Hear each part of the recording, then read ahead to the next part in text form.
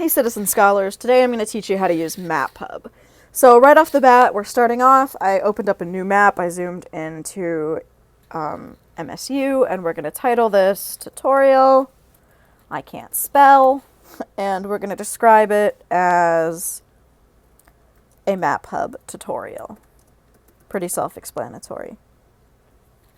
So the first thing that I'm going to show you guys how to do is how to place waypoints on the map. So there's this little menu off to the left-hand side. That's where all of your items are going to be at.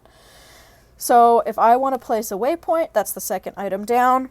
And there's two ways that I can do this. I can either tap directly where I want this to be. So let's say we'll work over with East Neighborhood today. Let's say I want to place a waypoint over on, this is Fee Hall. So we're just going to call this Fee Hall. We can do it like that, or we can go up to the search bar up here, and let's say I want to add something specific with a specific location. So Hubbard Hall, and then I can tap add, and it'll add a waypoint with the full address in there. So if there's somewhere that you want to add that you can't necessarily like zoom in to find, like I was able to type in Michigan State University and find campus. I didn't have to sit there and try to zoom in. You can just type it up in this search bar and then add a waypoint like that. So with these waypoints, you can have a title, a description, you can add a link that might link it to the website that has more information about that place. For example, you could link Hubbard Hall to the Live On page that's about Hubbard Hall. You can add an image to that place, which I'll talk more about in a bit. You can choose a color for it. We're going to choose green for this hall because MSU.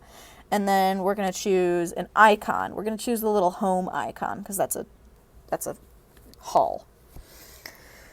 So after the waypoints, what we're going to do is I'll show you how to use the line tool.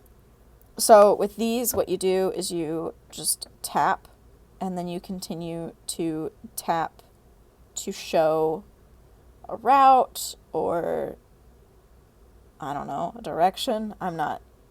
You could use this in a lot of ways, I'm sure.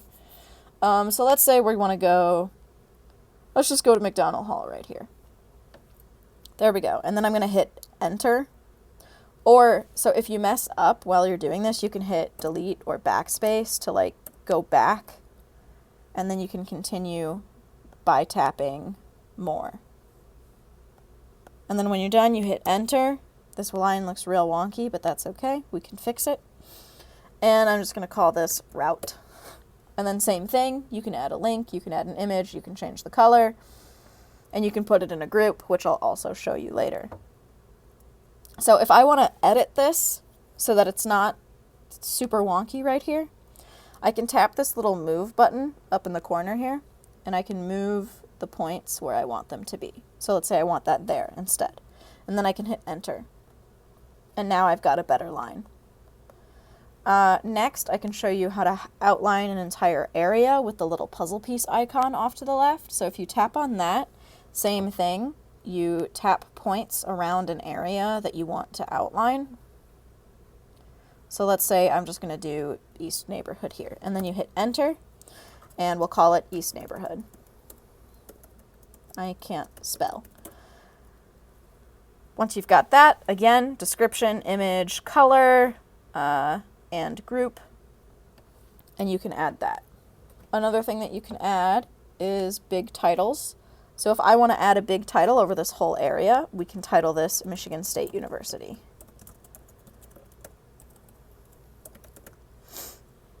So you might want to create groups in order to keep yourself more organized. So at the bottom of this menu of items that you have, there's this thing, new group. And if you tap on that, it creates a group for you, and you can title this, for example, dormitories. And now you've got this dormitories group created. And then you can go to Fee Hall, and you can scroll down to group, and you can put it in the dormitories group. Same with Hubbard. You can go down, and you can put it in the dormitories group. And now you've got a group of dormitories, and you can turn all of these on and off and edit them all at once. And now you've got that. I'll show you how to add images now. So if you tap on one of your little icons. So let's go to Hubbard Hall and let's add an image. We can choose a file, go to our photo library, and we'll pick an image from the museum. It didn't happen in Hubbard, but it's fine. So this is a picture from the museum.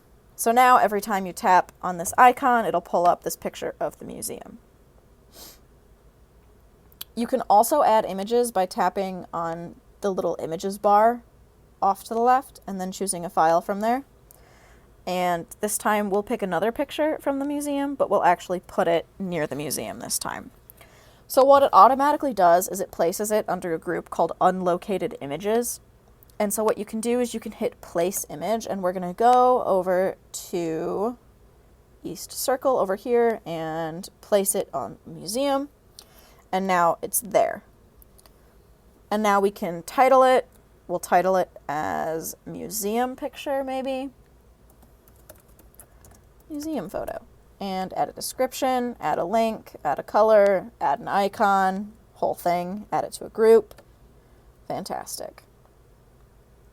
So now you've got all of these items on your map. You're going to hit save. And then you're going to go to share. In the middle of those two menus that you have, the upper and lower, there's a share button. You're going to tap on that. And it says download and then gives you a bunch of options. We're going to download this as a GPX because that's the file that we're going to use to compile all of the maps into one map. So we're going to tap on GPX and we're going to hit download now. And then what that's going to do is it's going to put itself into your files on your iPad. So if I go down to my Files app, where it's going to be is it's going to be on my iPad, under Firefox, under Downloads, and then it's going to be right here.